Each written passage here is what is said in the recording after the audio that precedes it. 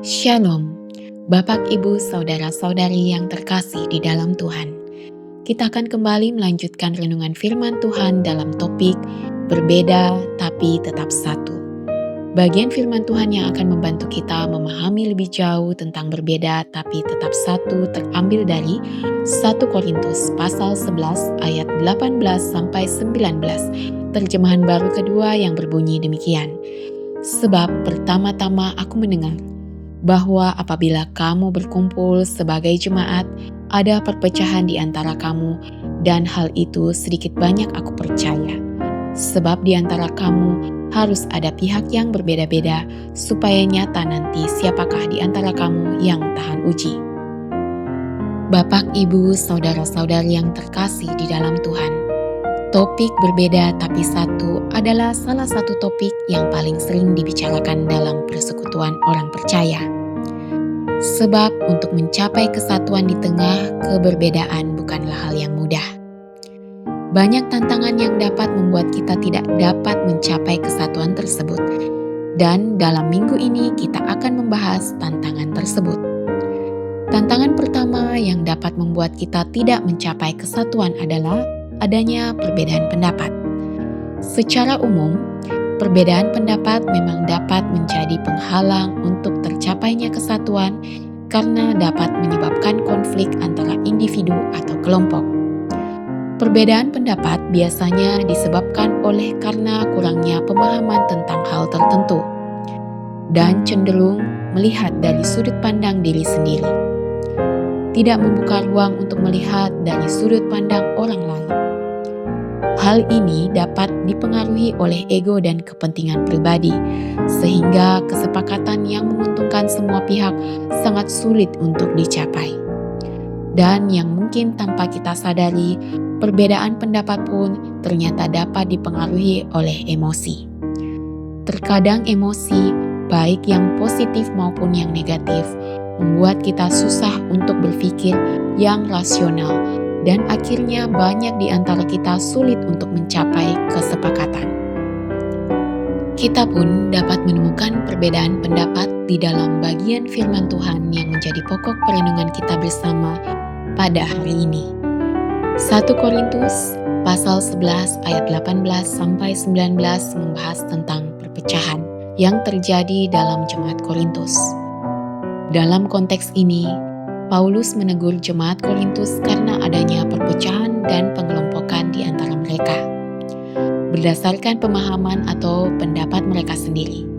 Dan itu terjadi khususnya pada waktu mereka ingin mengadakan perjamuan kudus. Hal itu merusak tujuan ibadah dan juga menunjukkan sikap egois. Bukan kasih Allah yang seharusnya menjadi dasar kehidupan mereka sebagai orang percaya. Bukan lagi berdasarkan kasih persaudaraan yang seharusnya menjadi dasar persekutuan Kristen.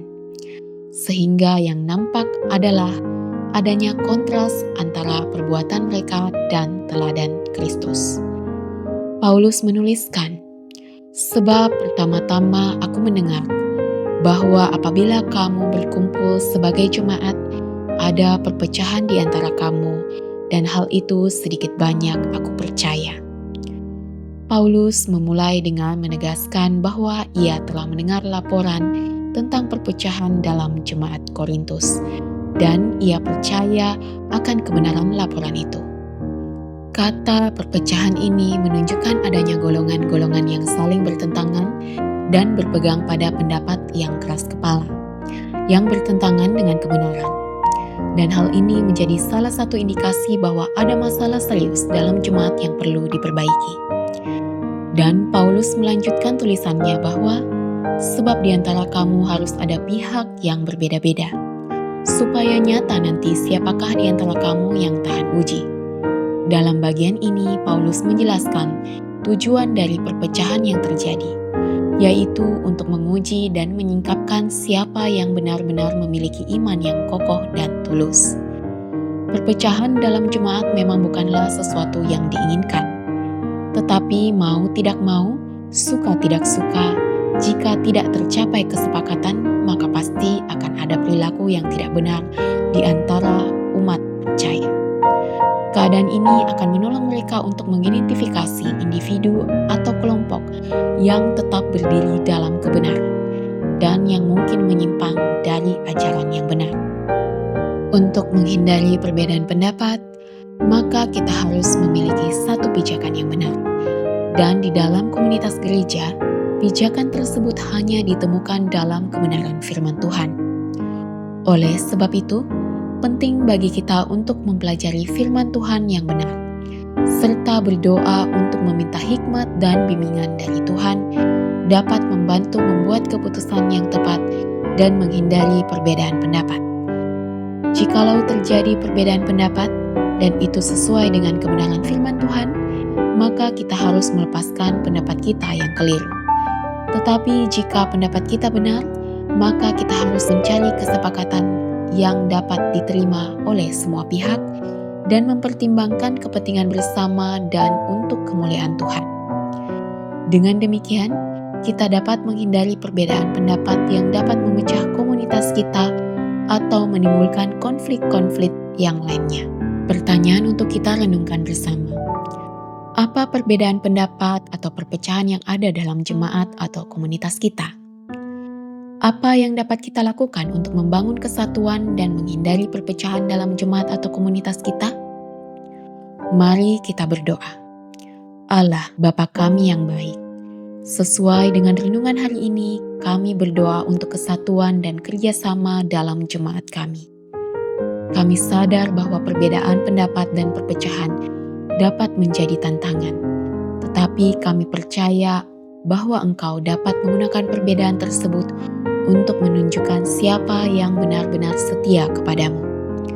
Tuhan, tolonglah kami untuk mengenal kebenaran-Mu dan memahami bahwa kesatuan adalah hal yang Engkau inginkan dalam kehidupan kami sebagai tubuh Kristus. Berilah kami hikmat dan bimbingan untuk membangun kesatuan dan kerjasama dalam jemaat kami. Ini yang menjadi doa kami, di dalam nama Tuhan Yesus kami berdoa. Amin. Demikianlah renungan kita bersama pada hari ini.